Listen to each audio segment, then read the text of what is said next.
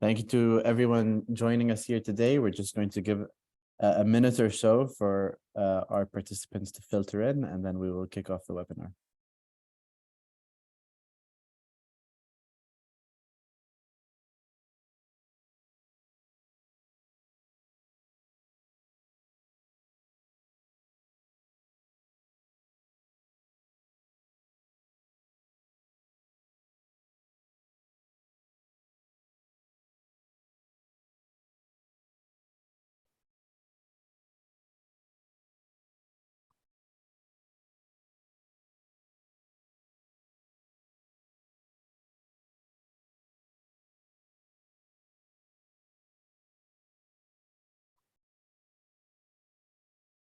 Thank you to everyone filtering in. We're just going to give it another minute, and then we will start the webinar. We're very privileged today to have Omar Al-Hameed from Al-Tamimi leading the webinar today, and we're very thankful for his time.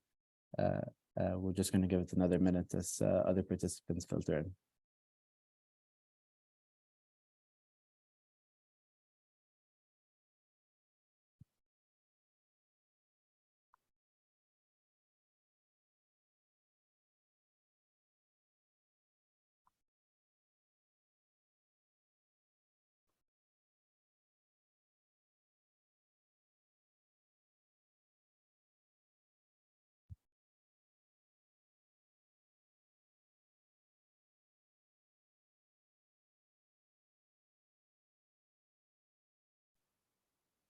Okay, then. A very good afternoon to everyone joining us today. My name is Mohammed Al Musa, and I'm the program manager leading the Governance and Family Firms program, as well as the Governance and Tech program here at the Pearl Initiative.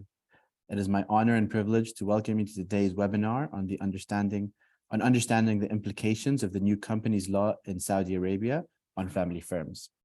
We would like to thank our partners today in today's discussion, Al-Tamimi, as well as our esteemed speaker, Omar Al-Hameed, who is Senior Counsel at Al-Tamimi and Company. Before we launch into our discussion, I'd like to start by first introducing the Pearl Initiative. We are the Gulf region's business-led nonprofit organization set up by Gulf regional business leaders and the United Nations Office for Partnerships in 2010 to support the growth of corporate governance, stewardship, transparency, and accountability in the private sector. We would like to play a short video showcasing the Pearl Initiative and what we do.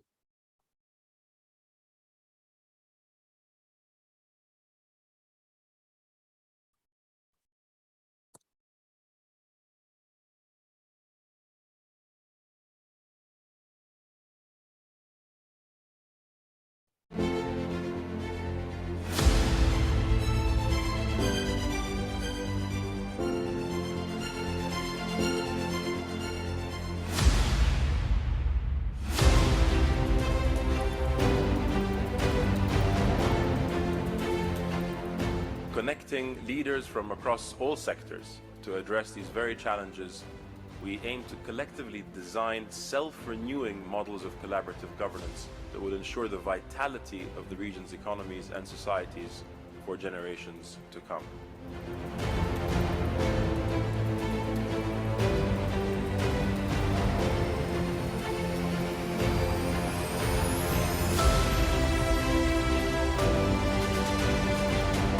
The youth are the future workforce. They are the future leaders for the businesses that fuel the growth of the region.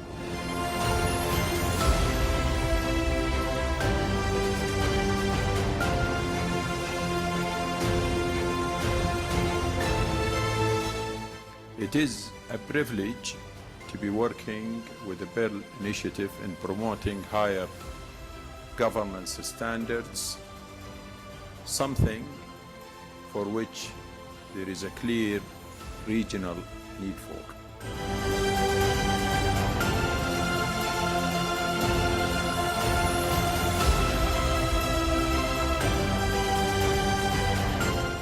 For our businesses, for our community, the more we engage the youth, the students at universities, the youth in their businesses, entrepreneurs, that is the area I think we should focus going forward.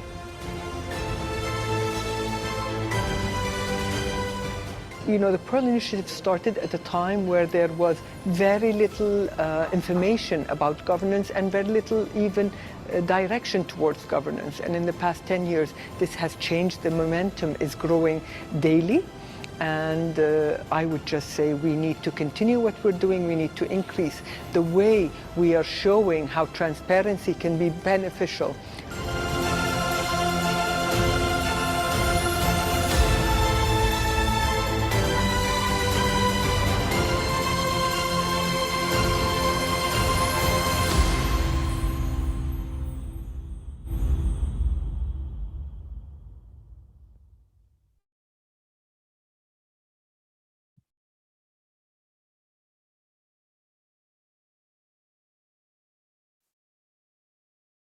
Thank you to all of our attendees for today's discussion. We have a fantastic webinar planned for you today with a wonderful and experienced speaker.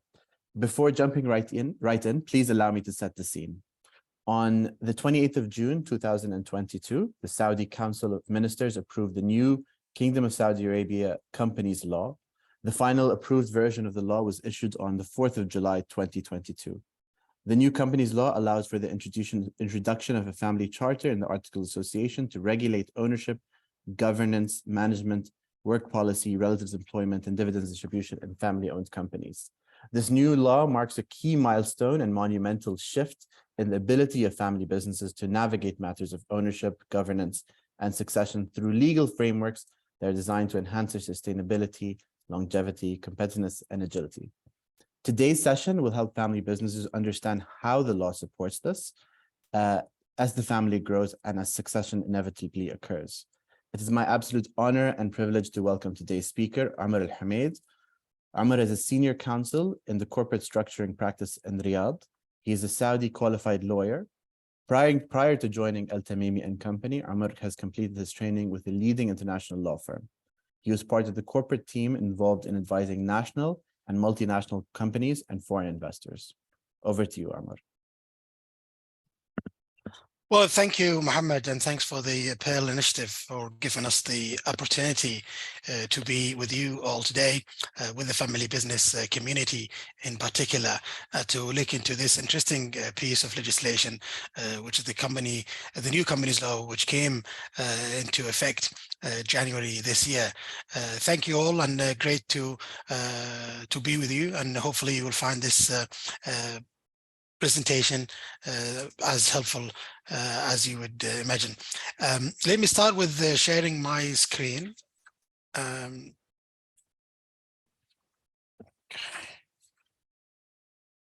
So I assume you can see my screen now. So as Mohammed mentioned early, the government or the cabinet, the Council of Ministers of Saudi Arabia have approved the new companies law in the summer of last year, which was a draft in circulation for public opinion for a few years. Last summer it was approved, and the articles and the implementing regulation was also approved beginning of this year.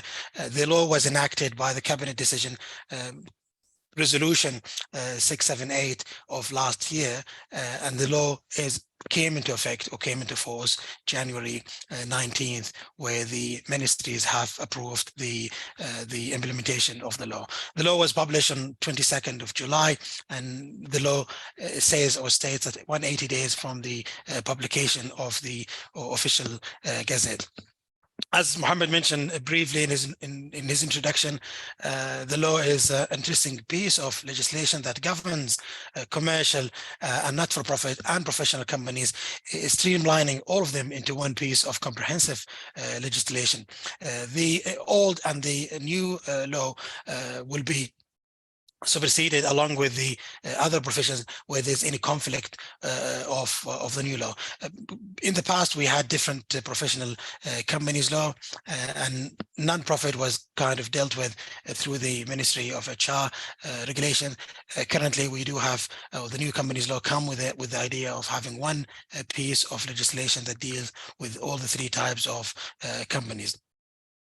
The law consists of 280 articles and also refers to implementing regulation, which was issued, as mentioned earlier this year. The implementing regulation came to enhance and assist with the explanation of the regulation. Interestingly, the old law, which was issued in 2015, never had any implementing regulation, and it in fact had some clarification circulars or ministerial circulars that was issued by the Ministry of Commerce throughout the 7 years of implementation, but the implementing regulation itself was never was alive.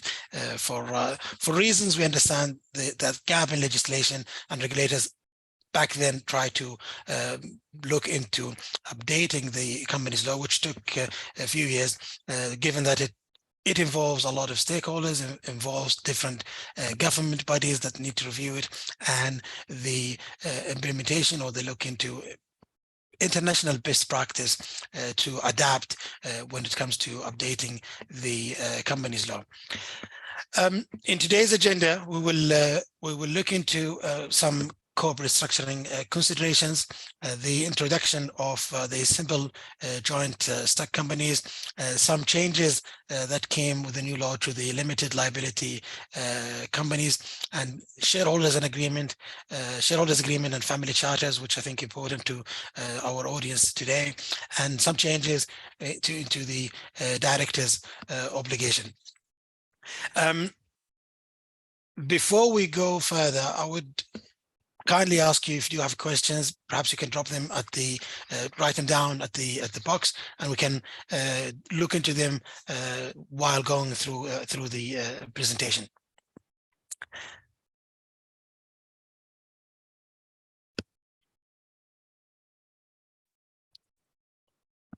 So as part of the features for the new companies law, clearly it introduced the family charters, which regulate family businesses and distribution of dividends, and the governance issues and any succession plan within generations of family, and also provided more clarity on the shareholders agreement and how can they become a binding part of the constitutional documents. Family businesses, with the Ministry of Commerce, there was some guidelines as best practice to be adapted, but it wasn't compulsory.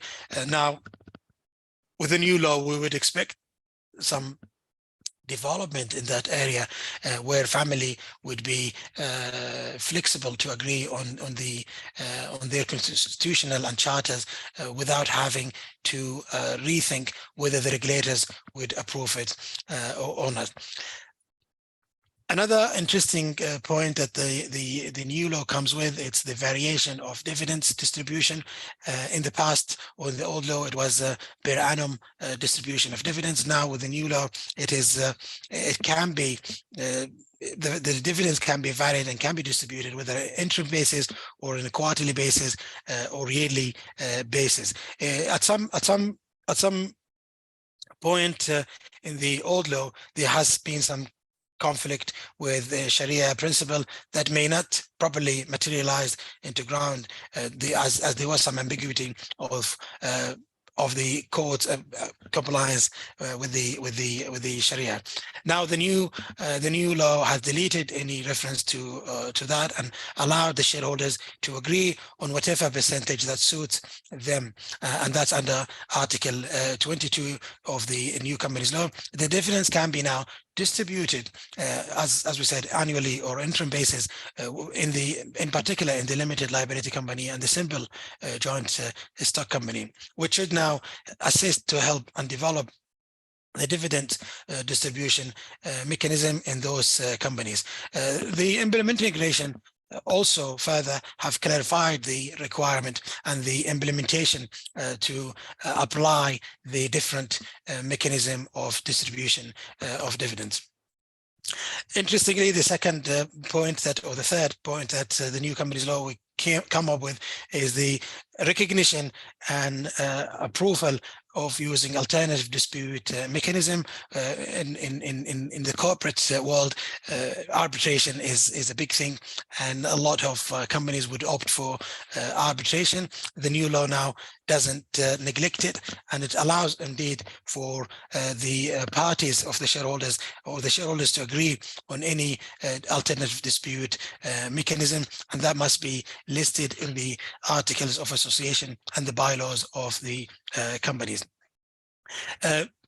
Introduction of a new type of company. We will look into the types of companies shortly, but the law introduced a new type of company, which is the simple joint stock company that come basically to bridge the gap and meet the high demand on the venture capital transaction. A lot of venture capital transaction would prefer to use different schemes that not perhaps in compliant with the old companies law, and going through different schemes offshore or outside of Saudi, whether it's Cayman Islands or ADGM or different structures that can be preferred by the investors given to the flexibility that it offers. But now with the simple joint stock company, it meant to allow the Saudi shareholders and Saudi startups to consider that option for funding their startups, whether it's in the early stages of pre-seed or on the advanced stages of the investment. There is also introduction of issuance of debt instrument for limited liability companies, which we will look into in some further details later on. That has also been as a significant change came with the new companies law. Also the period to hold annual general assembly has been extended from 4 months to 6 months from the end of the fiscal year. There is also some flexibility with the trading name.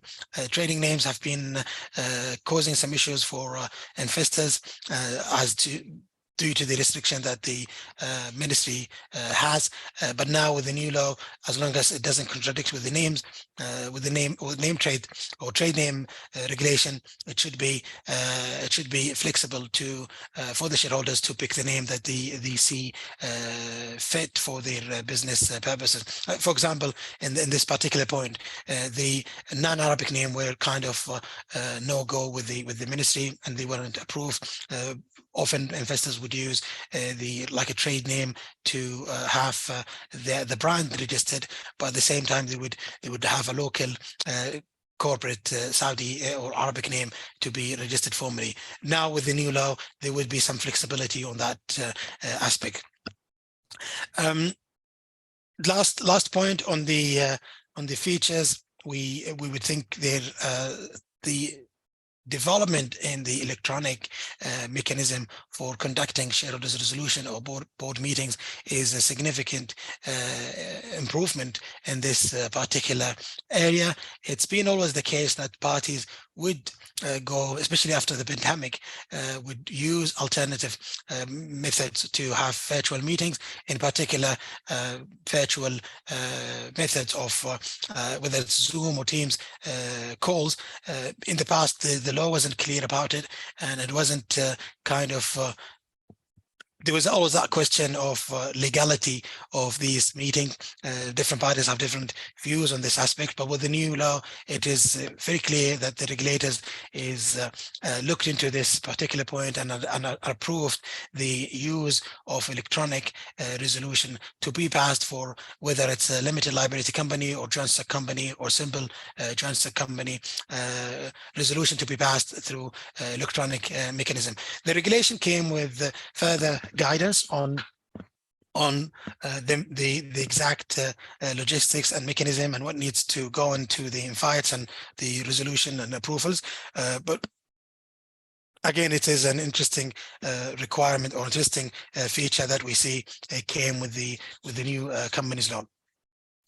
Last, there is some exemption from appointing an auditor for the small and micro companies. Again, that to help some startup companies.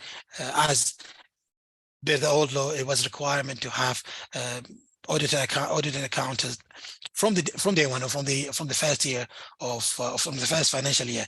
Now the law has kind of gave some flexibility, and we'll look into that at the later throughout the presentation.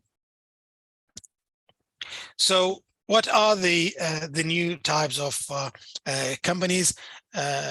Unlike the old law, it's almost similar. The old law had general partnership, limited partnership, joint venture, and joint stock companies, and limited liability company, whereas the new companies law come with general partnership, limited partnership, and joint stock company, and simple joint stock company. This is where the introduction came in, and then a limited liability company. The laws or the types of company have been clearly listed on the companies law under Article 4. That shareholders can either choose either of these options available. Evidently, the new law has allowed for the incorporation of a new types of company, which is the simple joint stock company, and removed the partnership, which is the muhasa company, and replaced it with the two types of partnership, general and limited partnership.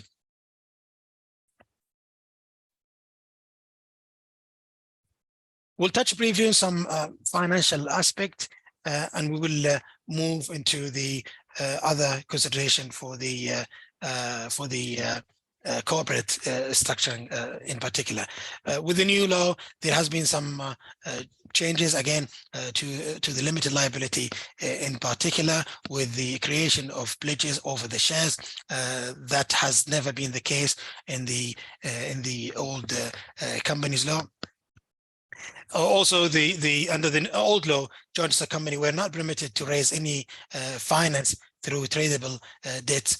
Only the joint stock company can raise finance through tradable debt and instrument, and such instruments must be complied with the Sharia principles. Now, the new companies law removed this restriction and allow joint stock company to carry out conventional as well as Sharia compliant debt issuance. Under the old law, again, limited liability company were not permitted to raise debt through public bond or sukuk issuance, whereas the new law allow or permit limited liability company to carry out both conventional and sukuk issuance. The new law also introduced a new type of company, which we referred to earlier as a simple joint stock company. We will go into details on the feature of that specific vehicle. This is again an addition to the ability for shareholders to have a flexible option to raise bonds and sukuk through that type of vehicle. We'll look into it in a few slides down the presentation. Also, the new laws, the new company law have provided detailed provisions relating to the convertible debt instrument for the joint stock companies. And in summary, we think the convertible debt instrument can be issued based on the approval from the extraordinary or EGM by way of single issuance or a program. Once such approval is taken, the board of directors can take the necessary steps to convert the instrument into shares without further shareholders approval. Again, that's an evidence of flexibility in here. And also, it's worth mentioning that the CMA, or the Capital Market Authority, has issued the rules for special purposes entities, or what we call SPEs, that permits issuance of debt instrument, and SPEs can be used for the purpose of issuance debt-based resources, debt instrument, asset-linked resources, debt instrument, and asset-backed debt instrument. The The issuance of debt would be subject to regulations issued by the CMA, or the Capital Market Authority, and specifically the ROSCO regulation, which what we refer to as the rules on offer securities and continuing obligations. The ROSCO will include regulations relating to the issuance of debt instrument on private placement basis as public issuance. Recent amendments to the ROSCO, which is September of last year, addresses the issue of registration of debt instrument by way of private placement for the purpose of direct listing on the market or to down. These changes certainly will create a number of venues for companies to raise debts, and in addition, these options will now be available to limited liability company, which accounts to the vast majority of entities in Saudi Arabia. So here's again the slide that we looked into the debt instrument and the issuance of shares and pledges and sukuk, and a kind of a comparison for the joint stock company between the old law and the new law.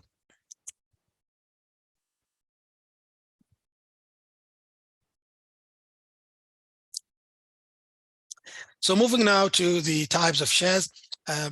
Again, the new companies law came with the classification of shares, and it has introduced or redefined the classes of shares within the different types of companies. For example, in the joint stock company, that there is classes of shares, and there are some treasury shares, and allowed companies to buy back their shares and facilitate them for employees share scheme. For the simple joint stock company, there is an authorized and paid up capital. Again, classes of shares have been referred to in different occasions in the law, mainly in the Article 140. And the idea, going back to the same point, the venture capital transaction and SPACs, they would want to prefer to have these kind of shares to, again, to have some to give some temptation to investors and still guarantee the founders and co-founders rights and obligation, which wasn't provided by the old laws. In fact, it would be on a side agreement, which cannot be enforced or would be challenging to enforce, whereas the new laws has legitimized all these behavior and transactions to be within the scope of the legislation.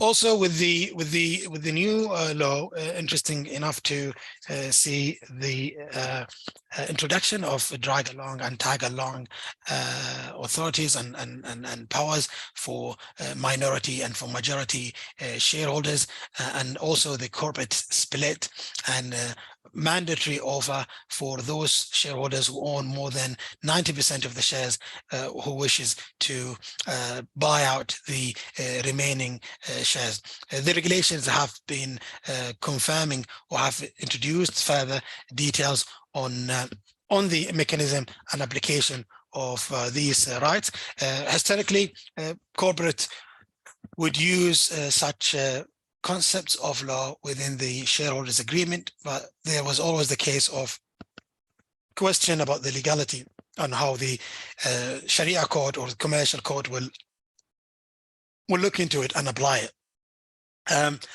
There has been, I mean, as lawyers, we've seen different interpretation of such provisions, but now with the introduction of these terms within the companies law, we would assume less of uncertainty when it comes to application of these terminology or within the corporate agreements. The reserve rights for the limited liability company, or the mandatory, let's put it this way, the mandatory reserves for LLC and joint stock company, which was about 20% under the old law, has been removed now, and it's no longer required by shareholders to have in the articles as it used to be. The valuation of shares in case of a sale of shares or transfer of shares. There's a new further mechanism, introduction of how shares will be valued, whether it's for limited liability company or for joint stock companies or the simple joint stock company. So there's an exemption. It must be a fair value report. It doesn't have to be a fair value report. And there is exemption where all the assets, where the contribution in kind exceeds 50% of the share capital. Introduction also of a sweat equity under Article 13 of the law. So now going into the simple joint stock company and its main features, and whether and how this will have something to add into the corporate aspects of doing business in Saudi Arabia. So unlike the joint stock company, there is no minimum share capital requirement for the simple joint stock company. The issuance of classes of shares with varying rights and obligation is permitted. This is again to help and enhance. A classical example which I gave throughout the presentation is the venture capital transactions.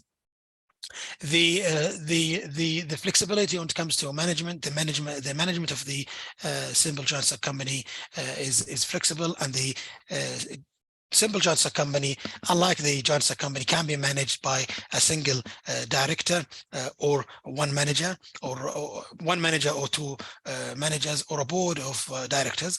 The bylaws of the company would list the appointment and dismissal process of those directors and their authorities.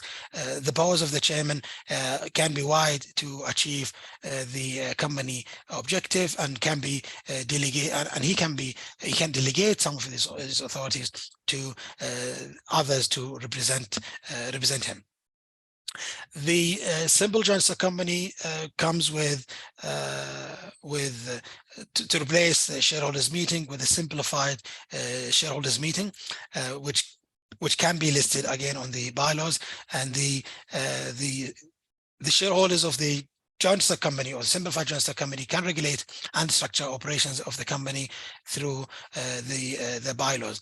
General assemblies, whether it's ordinary or ordinary, are replaced with a simpler shareholders meetings, and the meetings can be within the company premises, or can take place virtually online. It doesn't have to be in person. Shares can be restricted and shouldn't be more than 10 years with approval from the shareholders. What we mean here by restriction is shareholders are kind of locked without their ability to sell their shares externally or to exit from the company. Alternative dispute resolution and arbitration can be an option for shareholders to consider under the joint stock company. So going now to the update that has occurred under the joint stock company. Under the old law, there is a requirement for a minimum share capital for the joint stock company, and there is a lockup period for 2 years for shareholders in order to go for the lockup period and share capital requirement. Now with the new law, it goes down, and Article 59 explains that the minimum share capital for joint stock company shall be not less than 500,000 Saudi riyals. So now the joint stock company can now have both authorized and issued share capital. Details must be listed on the bylaws with the which will be approved by the Ministry of Commerce. In the past, there's also that requirement to hold General Assembly to incorporate the company. This has now been removed, as we understand. Also, the new company law doesn't require a lockup period, as mentioned earlier, whether it's throughout whether following the conversion, following the incorporation or a conversion of joint stock company, where where the founders' shares cannot be traded during the first 2 years. Now, the new companies law offer that joint stock company can sell its shares or offer its share to the public through the initial public offering at different stages, including during the incorporation of a joint stock company in Saudi. So now you can have a company that is registered fully for the initial public offering or to be incorporated to go public. This wasn't the case in the past. And though these changes comes to allow companies to come to the market more quickly, particularly it's targeted to those younger companies and startup companies to look into go public. Again, more details on this particular point to be issued by the Capital Market Authority, and the Ministry of Commerce certainly will issue guidelines on clarifying the implementation of this point. Also, another issue that the new companies law have addressed under the joint stock companies, which is lifting the cap for directors' remuneration under the new companies law. In the past, it was capped at 500,000 Saudi riyals, and there has been exemption, whether it's by royal decree or approval from the ministry. In particular, something that was out in the media back then, it was Aramco directors were opted for or were given exemption to go above that threshold. We know other companies have also been in communication with the Ministry of Commerce to ask for a waiver from such requirement, because 500,000 for multi-billion business can be insignificant and would require, I mean, it's a low threshold, and this is where the change has come. Now, the new law introduces different mechanism for remuneration, which can be listed under the what can be listed by the on the bylaws and can be the directors can be compensated, whether it's by meeting attendance or allowance or benefits in kind or profit quota, or combination of two or more ways of compensation. The regulation has also clarified further on these changes and how these will come into practice. Article 108 of the joint stock companies of the new companies law allow joint stock companies to issue different classes of shares, which we touched on earlier. The different shares can be whether it's ordinary or preferred shares or redeemable shares. This flexibility in capital arrangement should also assist with accessing large pool of capital. Also, the new law includes provision about the joint stock company can include the shareholders of a joint stock company can include provisions under the bylaws to allow shareholders owning 90% of the share capital to acquire the minority shareholders to sell their ownership interest to a third party, and also enable minority shareholders to sell their ownership to a third party interested in acquiring the majority shareholders interested. So that's going back to the bylaws and the company's regulation. So moving now to the specifics for limited liability company, which is quite common, and I would assume many would be looking into these changes. As mentioned earlier, the issuance of debt instrument, sukuk in particular for limited liability company was never been the case. And now with the new law, it's something that has been approved and considered under the new law. Needless to say, these changes or these authorities must be approved by the shareholders in the articles of association. This changes certainly will mean will give flexibility to shareholders to pledge their shares and issue sukuks or any other instrument. Also, the new companies law removed the restriction on the single shareholding company, limited liability company owning another limited liability company. That was an issue for Holdco. It was practically kind of cumbersome to have a limited liability company owning another one, where we know there has been some exemption, but it was quite a lengthy process and wasn't given on straight away to shareholders. Also, the limited liability companies introduced or approved the drag along and tag along rights, which replicates again what was mentioned earlier on the joint stock companies, again for the limited liability company.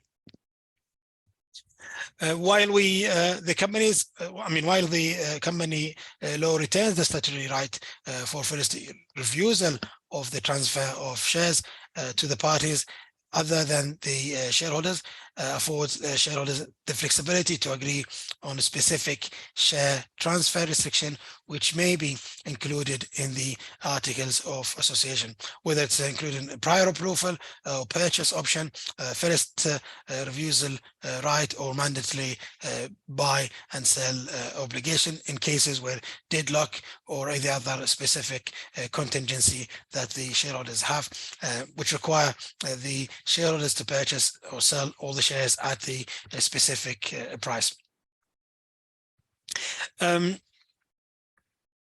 To take effect of the transfer of asset in a limited liability company, it must be registered with the commercial registry at the Ministry of Commerce, which may in practice require approval of all shareholders, including transferring shareholders. That's what we refer here is the appearance before the notary public to sign the articles of association. Losses in the limited liability company and the joint stock company is interesting part.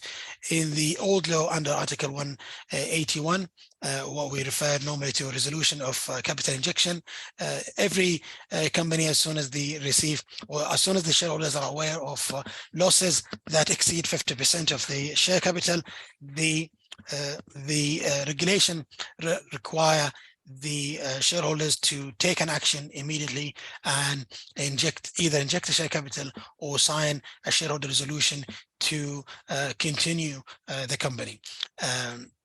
If that doesn't go through, if the shareholders fail to do it, either of the two options, the law refers to liquidation by force of the law, and this has been significant.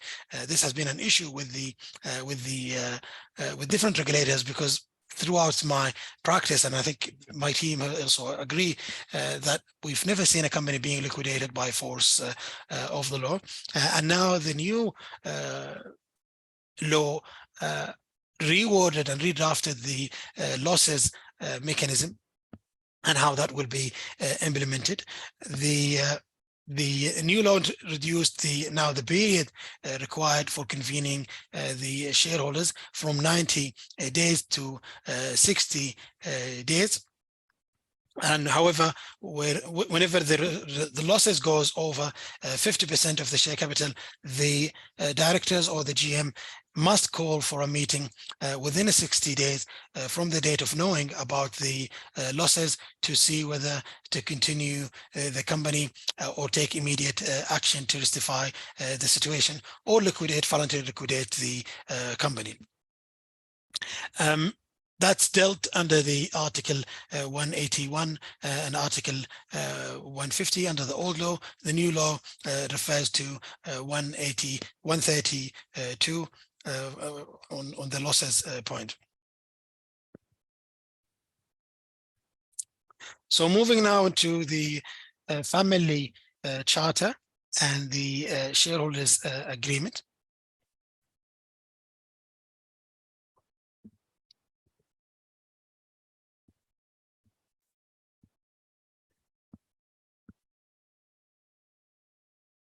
So Article 11 of the new companies law regulates shareholders agreement and family charter. The shareholders agreement is quite common in joint ventures, joint venture projects and projects with more than 2 unrelated party, whereas the family charter comes to regulate family affairs and family businesses to facilitate ease of succession plan and transfer of business from the first and the second or from the second to the third generation, where the issue is most likely to start in the family business. The new law provided the shareholders the right to enter into the shareholders agreement or even family business charter during or after the incorporation process in order to organize the relationship between the shareholders, between the family members themselves or the company. The shareholders and the family charter are considered binding and should form part of the company's constitutional documents, whether it's article of association or bylaws, as long as they don't violate the company's law and the articles of association and bylaws.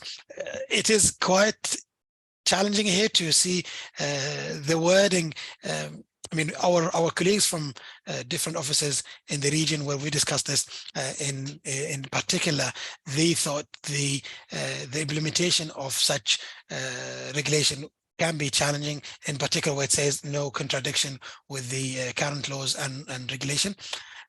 It is yet to be tested with the authorities. It is yet to be confirmed on how the Ministry of Commerce would want to accept the family charters and the shareholders agreement, and whether they would be issuing a template for guidance purposes and what would typically be allowed to go into the family charter. That is yet to be confirmed. We have tried to gather some information and discuss with the team of Ministry of Commerce, but we understand it is an early stage, and the ministry doesn't form a view whether on this point in particular, and whether they will issue a template or not. There has been templates for other type of constitutional documents have already been issued, but we haven't seen the family charter, and we would assume it's going to be evolving process throughout the practice and implementation.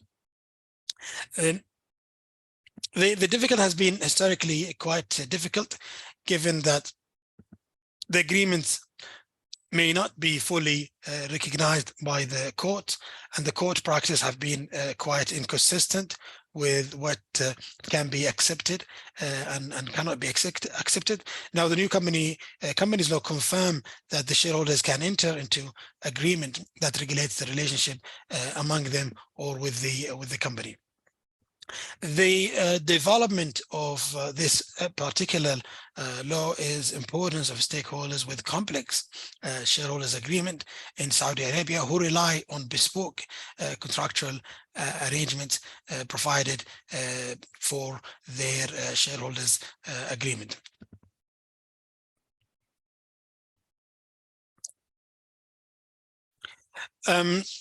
Also, the new companies are introduced the not-for-profit company, which is now a new type of company that can be formulated other than charity. Historically, charity was what was people refer to as not-for-profit, and now with the introduction of the not-for-profit company, it is a significant change, and the not-for-profit can either be private or public, and it can be, in case if it's public, it can be joint stock company. Private must be the limited liability company, joint stock company, or simple joint stock company, or any other form of vehicle that the shareholders would want to use. the profit of the public company must be distributed back to the community, and then the National Center for Non-Profit will regulate, who regulate this sector, will confirm the distribution mechanism. The regulation have already listed the sectors that not-for-profit can distribute profits into. It's already listed, including environmental, charity, educational, healthcare, and so on. For profit, it can be only, the profit can only be distributed for not-for-profit sector. The articles of association and bylaws must include how the shareholders prefer to distribute the dividends, and through looking at through the public record, we see since the implementation of the new law, which is about almost 2 months since it started, from the 19th of January, we see already around 100 company has already registered for not-for-profit purposes. Going through them, seeing interesting different business activities, but it seems it's a new process, and from the public record we can gather that some of the activity for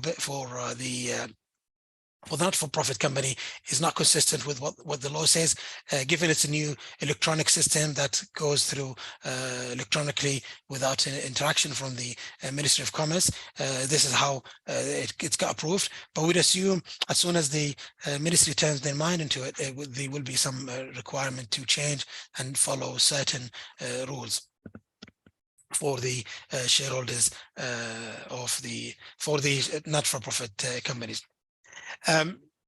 The not-for-profit company cannot trade its shares on IPO, of course, for obvious reasons, because it's from the name, it's not-for-profit, and it's not expected to make any public offering to the public.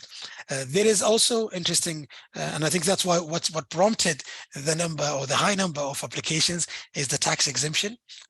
In particular, family businesses. Throughout our practice, we see family businesses, in particular the founder or the chairman of a family business would, after they retire or nearly retiring, start considering the not-for-profit or donation kind of company for their businesses. There is a tax exemption on not-for-profit, guidelines and further guidelines to be issued by the ministry, by ZATCA, which is the authority that look after the tax in Saudi. So just conscious of time, and in case there is a question Q&A session, so we'll go through the internal accountability standard very quickly, and then give the audience some time for Q&A if there's any questions. So just to summarize, the internal accountability standard for the directors, the changes relate to the accountability and liability under the new law covered under articles between 26 to 32, and the directors can decide on the strategic directions, and management executes the directions. The board members can have certain levels of accountability as their decision impact the company and the stakeholders. Under the old law, the standard and liability of board directors varies depending on the type of company, and different terminologies are used. In case of a joint stock company, directors are jointly liable for any mismanagement of the company, wrongful act, and violation of the provisions of the law or the articles. The liability is owed to the company and the shareholders and the third party for damages sustained by them. The company also may file suits for wrongful act that may harm the shareholders or any third party against the board members for any wrongful act that causes harm to them. The Limited liability companies director are jointly liable for damages sustained by the company or its shareholders or the third parties from violation of the law or the articles of association or any wrongdoing that committed in performance of their duties. These are not these standards are not further defined under the the old law, where there are two key changes related to director accountability under the new law. So under the new law, the new companies law extensively redefines the accountability standards of the directors and imposes express duty of care and loyalty on board members and managers for all types of companies. Unlike the old law, the new law provides standard provisions that are applicable to all types of companies. In the past, it was for each company, there was different sections or different wording. With the new law, it's under one umbrella of one type of applicable provisions for all types of company. And in addition to imposing express duty of care, the new law stipulates specific obligation for the purpose of meeting the director's standard of care, and the directors are expected to act or exert extensive efforts to serve the interest of the company and promote its success, act independently when adopting or voting resolutions, discharge the duties with the reasonable and expected care, attention, and diligence, avoid any conflict of interest. These are also a requirement for, there's also requirement for disclosure of interest and not accepting any benefits from their position in the company. The purpose for this is basically to enhance the performance of the corporate and assure the continued success over the long term. Also, it ensures that the board of directors and the general managers comply with the legal and ethical standards. So, the main takeaway for the related to directors duty of care and loyalty in comparison to the old law. The new law further clarifies the responsibility of the boards of directors and managers or to the company and its shareholders. It also outlines and establishes the standards that the directors and managers are supposed to observe and adhere throughout decision-making process to guarantee the company interest is always prioritized. I think with that, we come nearly to the end of the session. One last point I would like to make: the company's law give the existing company 2 years a grace period to comply with the new company's law. In particular, what we see as an important or immediate change: those who own a single shareholding company must comply and convert the Articles of Association into bylaws, and that's something that might not be required immediately from now, but we've seen from the interaction with the regulators, as soon as they say a single shareholding company with the Articles of Association, they would normally request amendments of the articles to be in line with the new bylaws, which the Ministry have issued. Again, thank you all, and thanks for our partners at the PL Initiative for this event, and really appreciate the time. I hope that we do have some time for Q&A, but please feel free to let us know if you have any questions. Thank you all. Thank you so much, Omar, for that insightful presentation. Learned a lot today. A lot has changed in the law, and I would encourage the participants that are remaining, if you have any questions, please do put it in the chat. If not, so no questions yet, but Omar, a lot has changed in the law, as we've learned over the last hour. If you were advising a family business, given that there is so much that has changed, where should they start? Well, and, as you rightly said, Mohammed, a lot has changed indeed. And I think family businesses first to consider the two main items that I would say important, which is the family charter, if not implemented, to be considered for governance purposes. Many of the family businesses that we worked with, they might have something that off the record, as something internal use.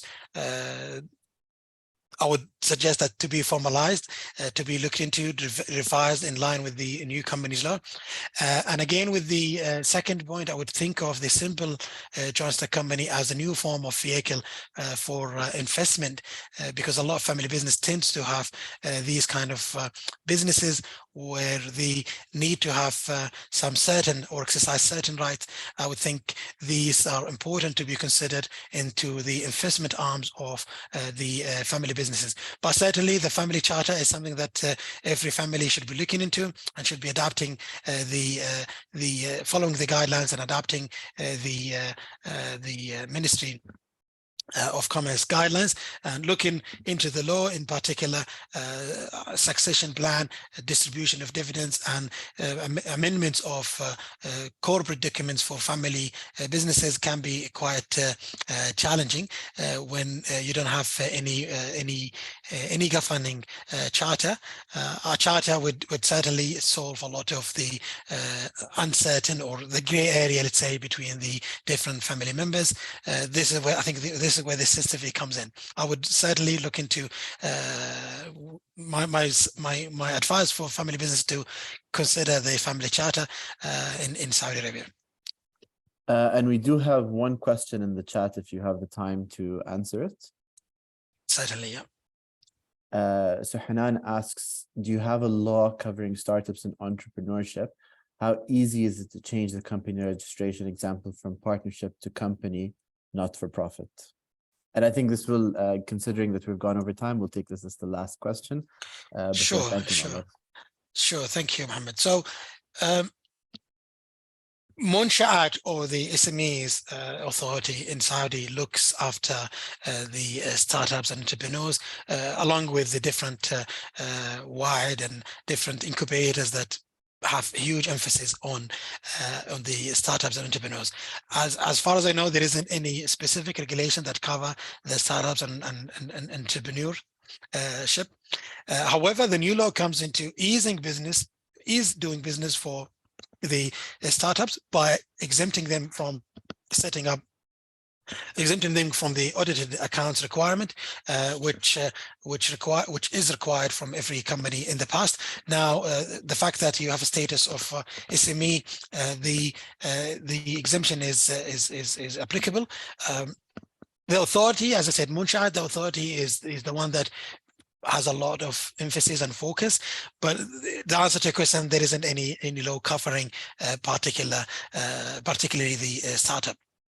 The conversion of limited partnership into joint stock company, I think, not for profit, I think that's a process with the approval from the relevant shareholders can be straightforward, but certainly we can look into it if further clarification is required. Thank you so much, Ahmad. We also do have a session on the 16th in 2 days on startups in Saudi Arabia. So please do check out our website to see how you can sign up for that.